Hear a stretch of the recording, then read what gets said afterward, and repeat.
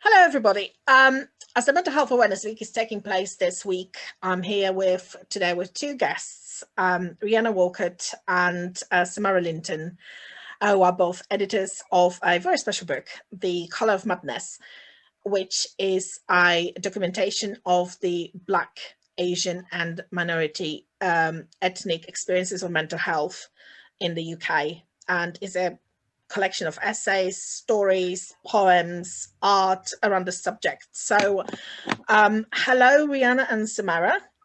Lovely seeing you here. Lovely having you here today. Could you please tell our viewers a bit about yourself and then a bit about the book itself and how you ended up co-editing it? So shall I start with Samara view? Sure. My name is Samara Linton. I am a former doctor. I worked in the NHS for about a year before venturing off into the region of content production. So I'm currently working on science radio shows and podcasts with the BBC. And in my free time, I write and edit books. So The Colour of Madness was my first book, and I had the pleasure of doing that with Rihanna, and it kind of draws on my own experiences of mental health problems, but also my experience of working within the NHS, including on a psychiatric ward, and just the experience of being trained in medicine and how that interacts with our lives as Black people. So I think I try and bring a multidisciplinary approach to my work. Yeah, Rihanna. So hi, I'm Rihanna. I'm a PhD student, very, very close to the finish line, by which I mean I have a whole year to go. I'm doing a PhD in digital humanities in Black studies, and I look at how Black people interact on social media. Sorry, my cat's just come to join me. So that's like what I do, but I also work in mental health, particularly looking at mental health for BAME people in the UK. Again, similarly to Samara, drawn from a lot of my own experiences of poor mental health whilst at university. And I also run a decolonization project called Project Myopia. So I look into institutions and challenging institutional racism, and promoting more accessible and equitable access to academia. So that's the sort of the bulk of the work I do.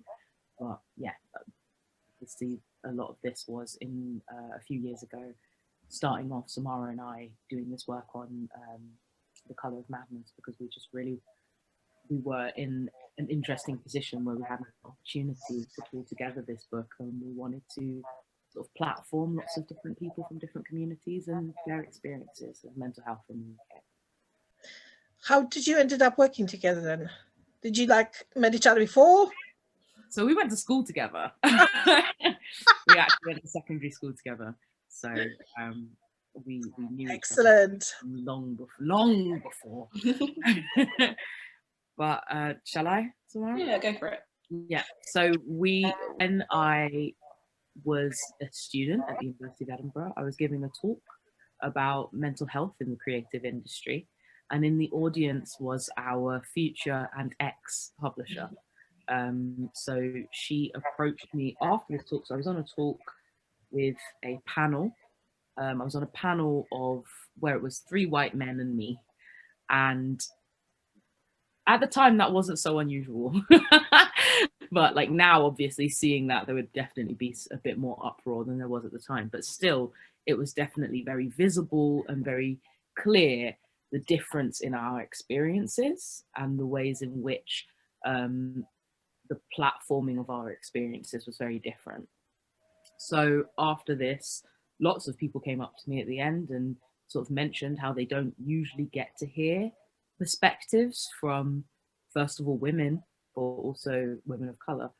And our publisher at the time said, she actually approached us and pitched the idea of putting this book together, wanted to have, wanted to support and platform these kinds of stories. So I broached this to Samara, and we ended up doing this quite quickly as a project, actually. So from giving the talk in September to its publication the following September. Wow. From literally from thinking about it to publication was under a year. That's so quick. Yeah, it was So how did you find the participating authors, artists for this project? Yeah, so most of the people we found, we just used our networks on social media mostly. So we put out a call for submissions, we shared it on Facebook, Twitter, Instagram, and then we also, especially Rihanna, went out to charities that dealt with mental health to reach particular groups, maybe people who wouldn't be able to necessarily find our call for submissions online. And we really relied on word of mouth and people just sharing our call for submissions. And that has its pros and cons. Obviously, it kind of limits the submissions to your immediate networks and the connections you have. But that being said, because it was an open call for submissions, we had lots of contributions and submissions by people who had never written something before, who had never kind of shared their artwork or their poetry before. So, we got to work with lots of really new and emerging creatives who before that point hadn't really been given that opportunity. So it was actually a very, very organic process. We just had submissions coming in from whoever really saw the call for it. And we wanted to just prioritize having quite a diverse range of stories represented in the book, because we know that, BAME is such a big umbrella and it covers such a huge range of cultures and languages and histories and experiences. And we recognise that as two Black women, our story won't be the same for other demographic groups per se. So in looking through the submissions, of which there were many, there were hundreds of submissions that we're reading through, and we wanted a mixture of experiences, but also a mixture of formats. So we wanted to make sure there was a lot of art and poetry, and Rihanna was really amazing in kind of sourcing a lot of the art and poetry that we got in. But we also wanted to hear maybe more for people who maybe work as mental health professionals, who tended to write more memoir type pieces or more academic pieces, as well as people who just wanted to express their own mental health journey in whichever format they felt comfortable. So yeah, we just wanted to have a diverse representation of content as possible, and somehow social media is a great way to do that. Definitely. This was especially, now that we're thinking about pulling together not another collection, sort of revamping the first collection, we're definitely very aware of the spaces that we had missed, or yes, particularly with us not be, we are limited by our own networks, as Samara's just mentioned. Yeah, and I think we did a fairly good job of accessing people whose experiences were nothing like ours, but we could always do better. And thankfully this time round we're a little older, we've got some more accolades behind us, we're a little bit more visible, people know what we're doing, know what we're about. So hopefully this time people who might have been more reluctant to share their stories back in 2017 2018 might this time feel a bit more comfortable to talk about it, particularly as conversations about mental health are so much more widespread than they were then. Yeah, do you think you missed any particular groups that you definitely need to ensure that you include this time?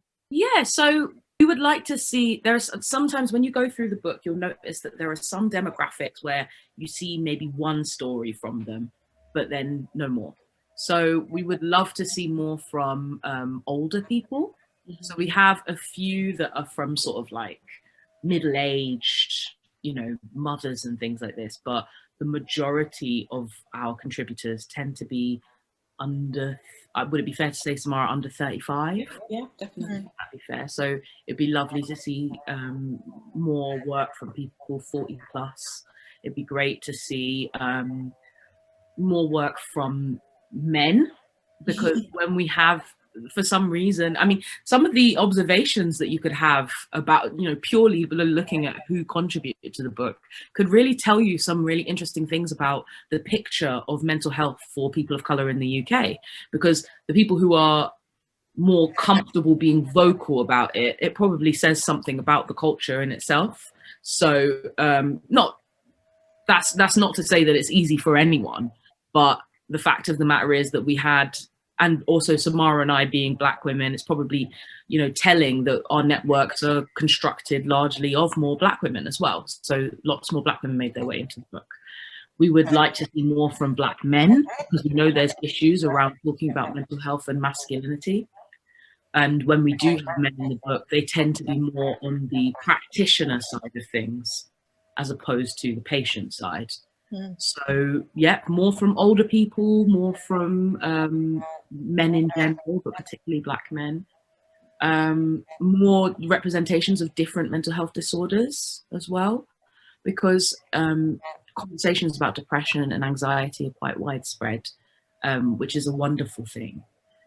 But it does mean that they are easier to represent in a book like that. How about the LGBTQ plus communities? Do you have much of the representation from those people in the book so far? Yeah. And do you want more? We always want more. Always want more.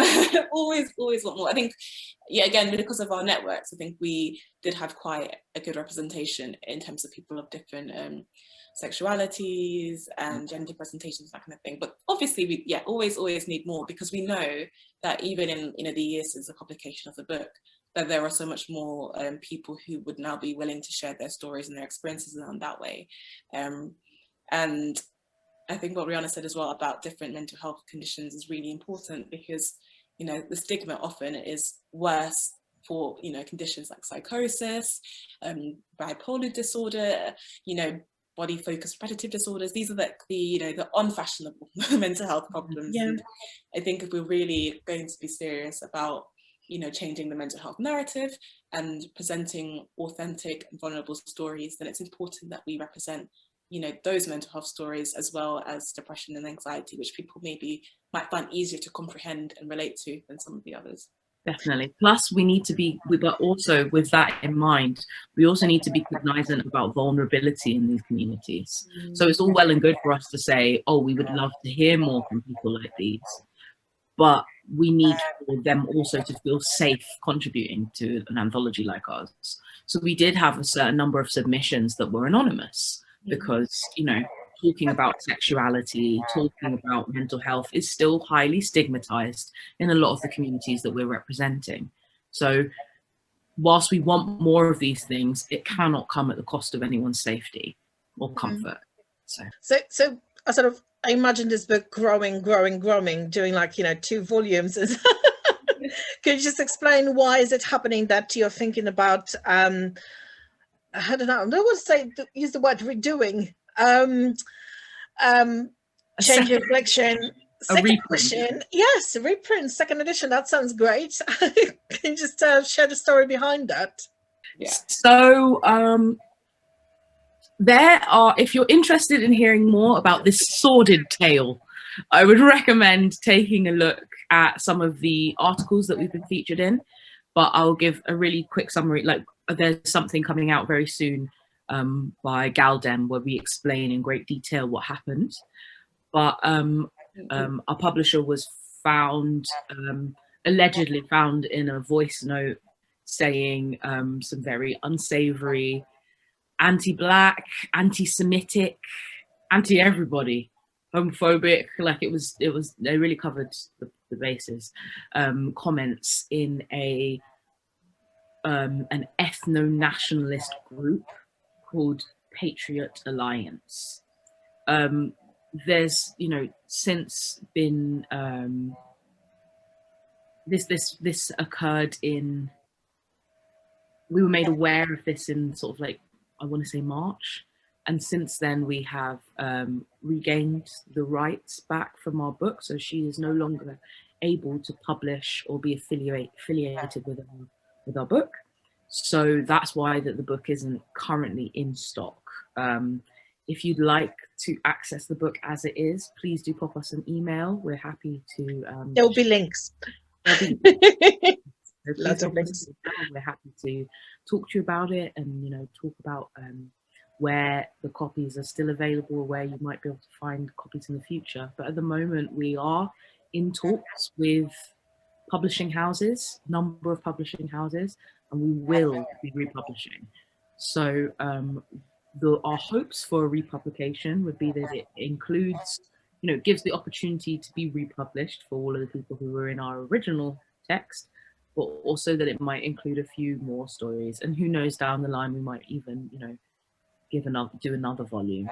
Oh, that'd be fantastic. I just think this is such a, I want to say unusual, which is itself very telling, because there aren't books like that. There aren't too many voices from the Black communities, from Asian communities about the mental health, especially those who sort of be dealing with different types of art as well. So your book includes pictures, art, as well as poetry, essays, short stories.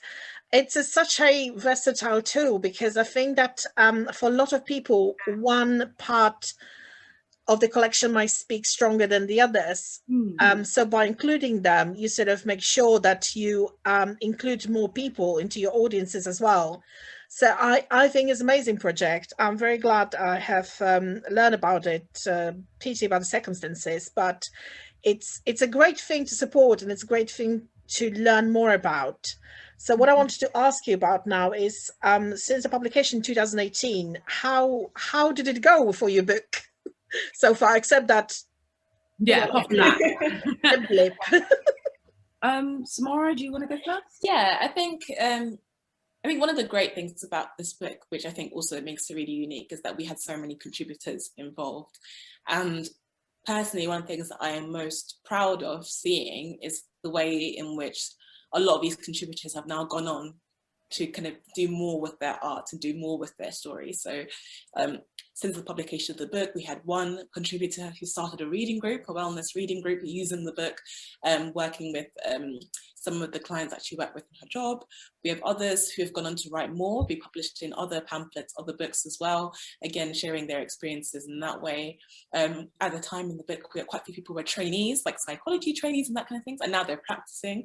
And, you know, they are able to share the experiences and the knowledge that they gain from being a part of this kind of project with the people who they're working with.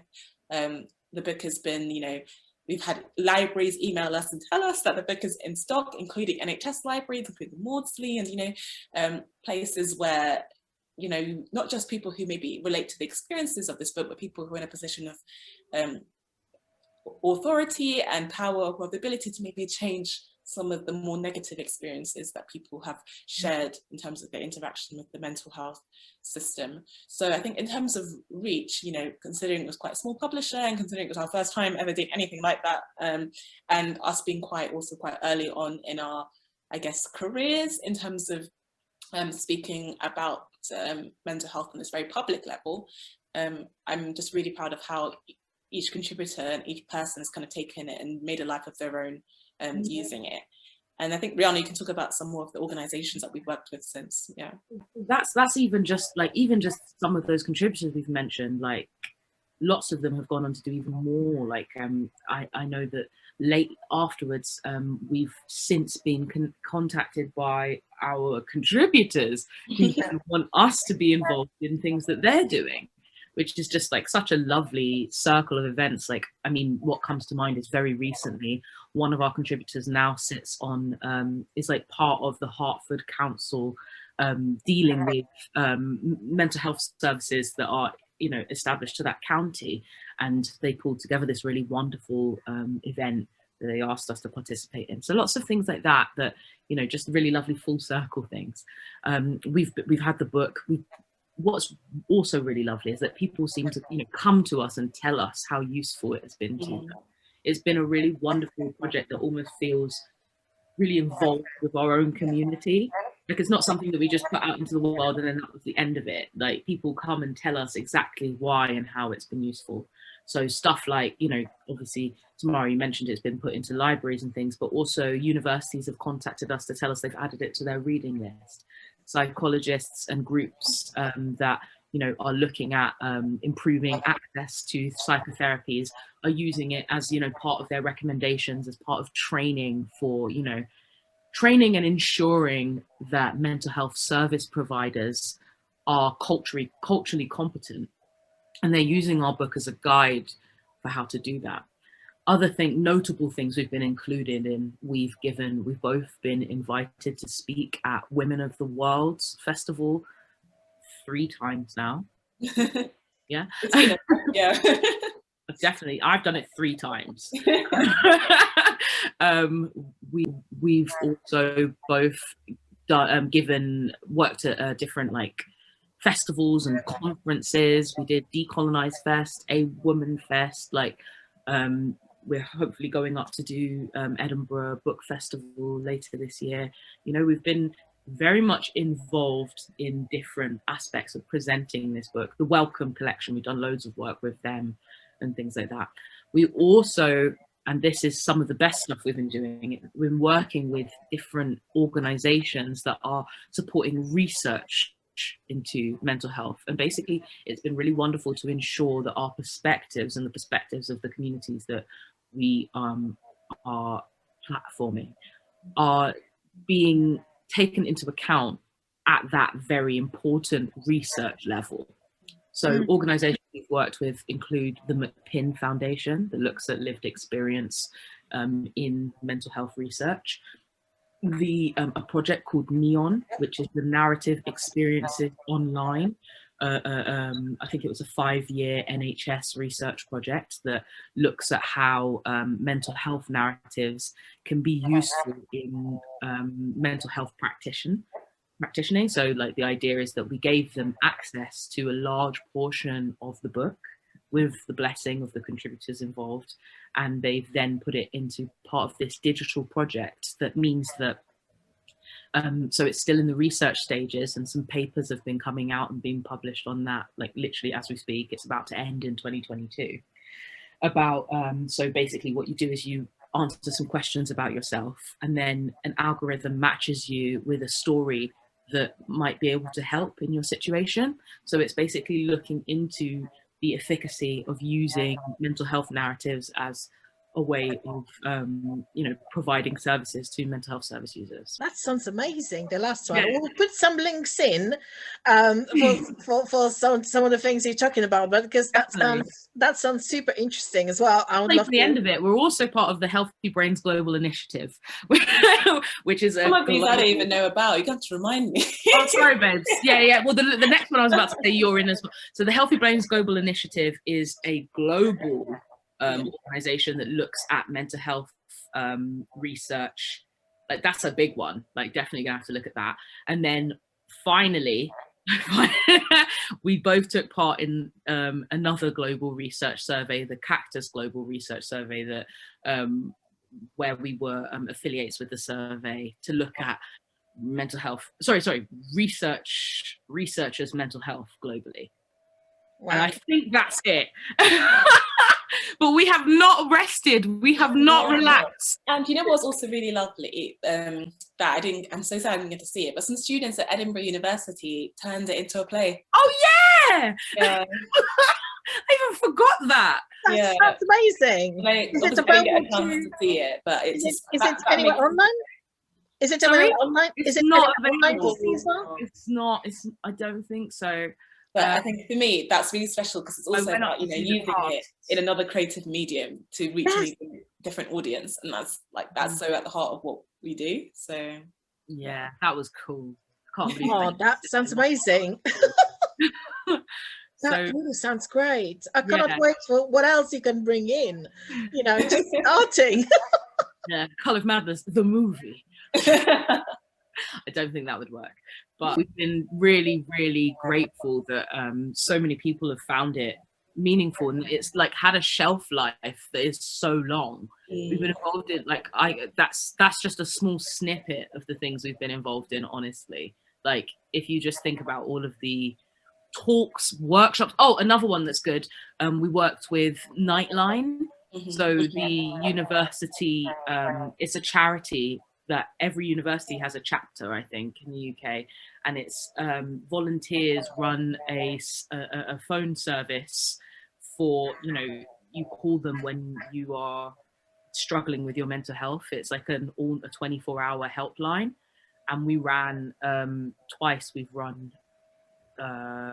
workshops to talk about how to make mental health services more accessible and equitable, how to ensure that when you are doing this work, there's cultural competence at the forefront of it. So really, really taken on a life of its own, and it's been It's, so useful to our own careers. And yeah, it sounds amazing. All the things you were able to get involved because of that, and I just think it's also fascinating read for anyone who wants to learn a bit more about mental health in general, and mental health in the BMA BAME communities as well.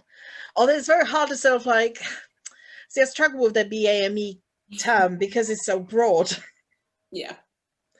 But yeah, it's work in progress. So, you know. Yeah.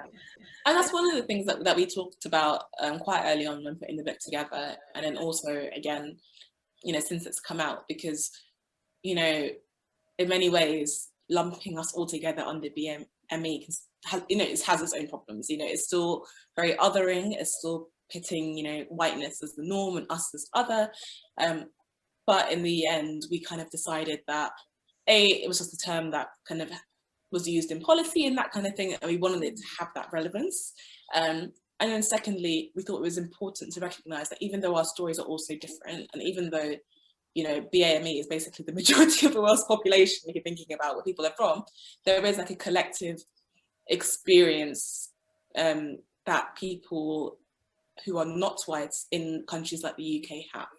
And that experience is very broad, but there is that collective experience and collective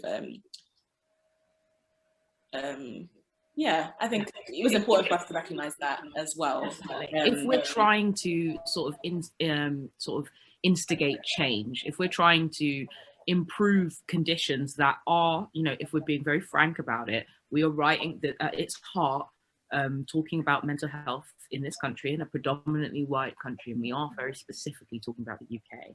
The statistics tell us that BAME people, and those are the terms that they use as well. So like Samara said, it's important to match the terms that are being used in policy creation so that you can be speaking to them in their language for when, you know, like we would love to talk more specifically.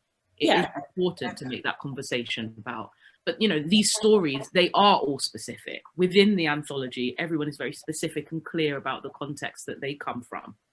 And, you know, but being able to collect them, being able to turn it into a collection that has force, that has any sort of power, means using these sorts of umbrella terms, and means making sure that this is a conversation that at its heart talks about what it is like to live with mental health issues in a predominantly white country, in a white supremacist environment. You know, what happens when you are, you know, seeking to access services and look after yourself in a system and a place that is not designed for your mental health to thrive. So that's what we've set ourselves up to do. Yeah, the statistics when I was doing some research before this talk, well, they're horrid. Yeah.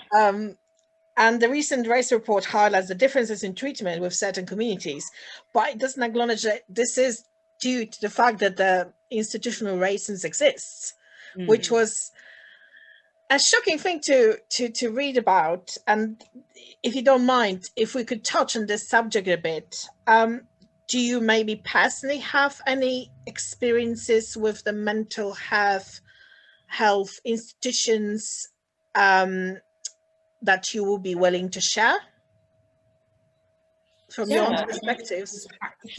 Yeah, I mean, I guess I've heard both from both sides, as a patient and as a practitioner.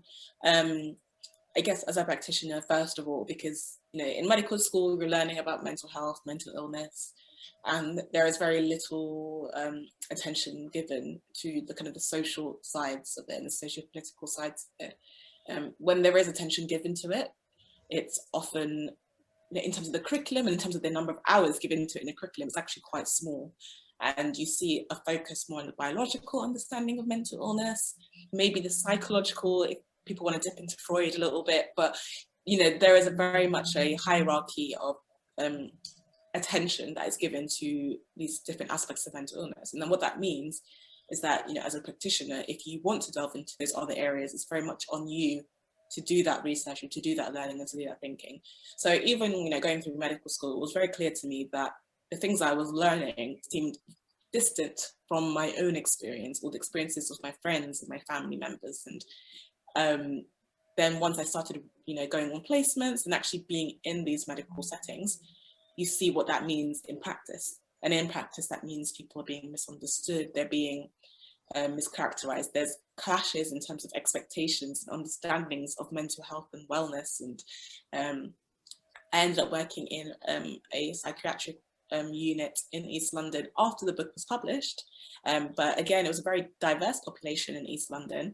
And I could see things playing out that I'd read about in terms of statistics. So in terms of involvement with police and the way in which immigration policies affect mental health and social services, and sex trafficking and all these things, I was really seeing that play out in a day-to-day setting once I started working on these kind of wards. So I think for me, it's kind of, you see it very much, very, like you said, horrid statistics, but then to also witness that in person, it's very, very challenging. It's also challenging as someone who has their own mental health issues and is trying to navigate those as well.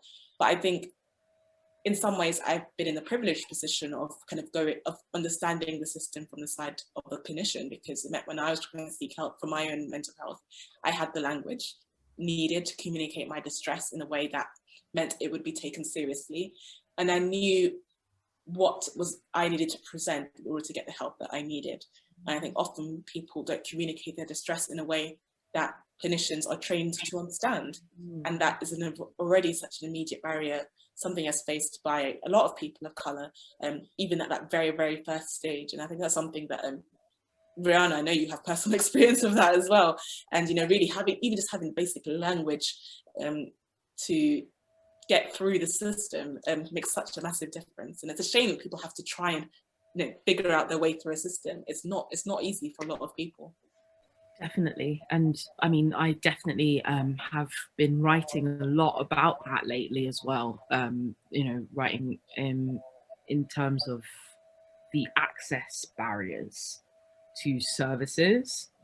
So a lot of what people tend to talk about when they're thinking about BAME access and inequalities people tend to focus on in-community stigmas, which is, a valid thing to think about as well, about, do we have the language to talk about mental health in and amongst ourselves? A lot of what I have researched, and especially is incredibly relevant at this moment during the pandemic, tends to be thinking about, intra-community concerns about medical racism that have negative effects. So the problem I have sometimes is that people tend to speak about these issues in a way that places the blame on BAME communities for being ignorant, or for not, they don't want to take vaccines, and they put the blame on us, rather than really looking back to the implications and the reasons for why perhaps there would be concerns about whether this country has our best interests at heart. There's, you only have to take a very brief look at history to understand why those concerns might be. So I am looking at this from a perspective of, what can we do to combat disinformation in a way that is still respectful and understanding of those communities' histories of being overly policed, histories of being experimented on medically against their will. Like, how do we make sure that we're having a conversation that takes those histories into account and isn't dismissive of them? So I can definitely speak to that from my own personal experience. Like Samara, I have the privilege of having the language to ensure that I can be taken seriously, but I shouldn't need to. It shouldn't be that I know I'm able to access the things I need because I know I can go in and say some long words and go, actually, I'm really smart. Can you please? Da, da, da, da. Do you know what I mean? Like, you shouldn't have to do that work. And I've seen time and time again, people in my family take their concerns to their GPs and things like that and not be taken seriously, and to be told that actually, well, this isn't a side effect of that, and this isn't this and that. And I think that, rather than just talking about intra-community concerns about disinformation and so on, we should also be thinking about the very real access barriers. Why might people not want to go to therapy? Perhaps people don't want to go to therapy, 1, because they don't think it's for them, 2, because they don't understand what it's about, 3, because the way that it's portrayed in media and, you know, in like common cultural knowledge is as a sort of an expensive thing to do, something that only rich white people do. Like, that is definitely a conception about therapy.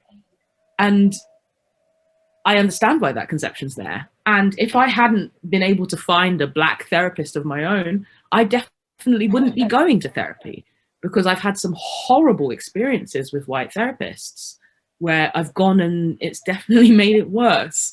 So, you know, you can be in these spaces where you even reach the point of being able to access the services, but then medical racism strikes again and the service is worse than no service. So, you know, these are the kinds of conversations that we have to confront, like, you know, the cultures of poor mental health that people are working through to receive the treatment that they need. So, do you think there is a smidge of a positive change coming? Or what, if not at the moment, what can be done? What sort of ways that of helping would be useful? What is the ideal situation that should be created? So there's a few things about this. The positive change that I'm seeing is because of the work of so many activists who've been doing this key work for years, often under-acknowledged, often always underpaid. So there are groups like Thrive, like Black Thrive, like Samara, help me out here. There are charities like Kindred Minds that we supported. There are oh my God, there are so many grassroots communities that are thinking about these questions. There's, what is it, that Black therapist group? There's the BATN, the Black and Asian Therapy Network. Yeah, and then there's even kind of more recently, you've got Synergy Collective, which is very much a research-based collective that has long-term funding to look at racial inequality, which is so important because often when we do see moments of progress, they're very short-term, there's very short-term funding and they are not sustainable. And a lot of charities, for example, also struggle because of the lack of sustainable funding that they get. So Synergy is one which comes to mind, where there's a bit more HBGI funding involved. And then Punjabi Men's Mental Health Network. Yeah, that they're actually really great. And I think just for me and I think for me, I guess as someone who's coming more from the practitioner side, I've been really interested in seeing groups like Black in Psychiatry and Psychology Network, which is a group of Black, psychiatrists and psychologists who not only are trying to support each other in their profession, but they have also been thinking very critically about how they can decolonize their practice and how they can bring in their own expertise as Black clinicians into their workplace, and not just for their Black patients, but for all their patients, because there's knowledge to be gained outside of the Eurocentric Western understanding of mental health. So there are lots of these things that are happening. Some of them are new, but they all basically are grounded in the foundations that the activists and the researchers before us laid. So I think like the BCP IAPT guide, a really important one, because it's a network of clinical practitioners who are BAME, and they have like regular meetings, and they put together a guide, an IAPT guide, which is improving access to psychotherapies. And they put together this wonderful guide, a short version and a long version, that gives some really clear recommendations, clear actionable recommendations on how to improve these services. So it's not to say that the work hasn't been done. There are people out there doing this work and creating these resources. It's more about, like Samara said, making sure there's long-term funding and making sure that they're not just making these resources for nothing, that they're actually implemented at a policy level, that, that government makes makes these sorts of things policy as well. So, right. Well, another one that came to mind, I know we're going on, Professor Dawn Edge in Manchester has piloted a culturally adapted family intervention, which is a talking therapy for psychosis to try and reduce some of the reliance on medication, and also some of the stigmas and the issues that a lot of Black communities have had when dealing with psychosis and the ways in which they've been treated. And And there's also, again, Jackie Dyer, who's from Black Thrive, but she's been, you know, she worked on the review of the Mental Health Act. She's been part of, sorry, let me let the ambulance go by. Yeah, she worked on the review of the Mental Health Act, and she's also been part of the, I think, Patient Carer Equality something reference framework. I can't remember. I'll give you the letters in the correct order later. There's a lot of acronyms. Yeah, there's so many acronyms. But, you know, like, this is someone who started at grassroots, as we talked about Black Thrive, but now is also working on a policy and national level. So for me, I get very excited when I see these grassroots movements be recognised and integrated into national policy. And I think sometimes that's where we struggle, and we struggle to use the expertise that's, you know, in these communities. So anywhere that I see that gives me hope, reason for optimism. Obviously, there's many reasons to be pessimistic, and my natural predisposition is to be pessimist. So I do need reminders every now and then that there are people doing good work. But like Rihanna said, you know, we have to thank those working on the ground who, despite lack of recognition, lack of resources, lack of funding, are, you know, committed to addressing these inequalities. It would be fantastic to finish with the positive note. So what's your positive note from the Colour of Madness? What's the thing that you're most excited about in the future, or something that you're most proud about this? Do you want to go first, Sam? I think I am most proud that it was kind of the first of its kind. It's the first kind of collection of mental health narratives focusing on Black, Asian, other ethnic minority stories in such a diverse form. I think, you know, when we did it, we weren't thinking we're going to be pioneers or anything, but it's exciting to be part of that. But then in that same breath, you know, that was 2018. So that shouldn't be the first of its kind. And I think what has excited me the most is seeing all the work that's come from it since, and all the ways in which people have used it since. And I think anything that can, you know, encourage people, motivate people, empower people to, you know, work in their own areas, do their own creative adventures and creative activisms is something that I am proud of being a part